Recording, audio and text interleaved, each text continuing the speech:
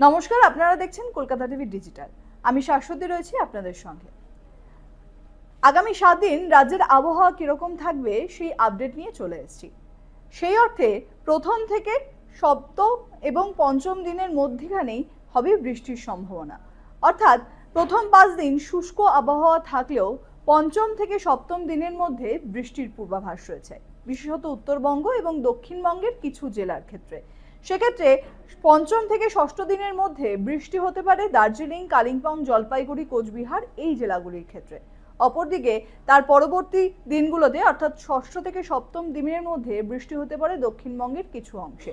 তার মধ্যে থাকছে 2 মেদিনীপুর, ঝাড়গ্রাম, পশ্চিম বর্ধমান, বীরভূম, বাঁকুড়া, পুরুলিয়া এই জেলাগুলি। অর্থাৎ বোঝাই যাচ্ছে বৃষ্টির সম্ভাবনা আগামী 7 দিনের মধ্যে রয়েছে। কারণ গরমের পরিমাণ যেভাবে বাড়বে এই সপ্তাহান্ত জুড়ে, সেখান থেকে আগামী রবি এবং সোমবার দিনে বৃষ্টির সম্ভাবনার কথা জানাচ্ছে আলিপুর আবহাওয়া দপ্তর।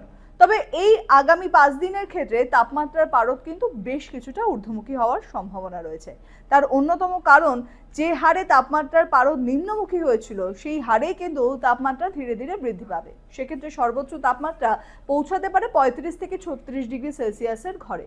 অপরদিকে সর্বনিম্ন তাপমাত্রাও হঠাৎ করে পতন ঘটলেও তা আবারও ধীরে ধীরে বৃদ্ধি পাবে এবং তাও কিন্তু একেবারে আকাশ ছোঁয়া পারদে গিয়ে ঠেকতে পারে।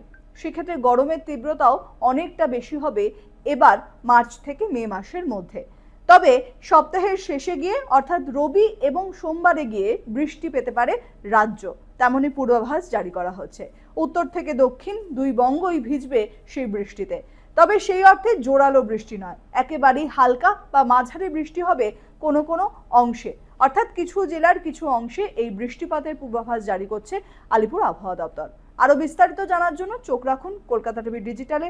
কলকাতা টিভি, রাত দিন 7 দিন।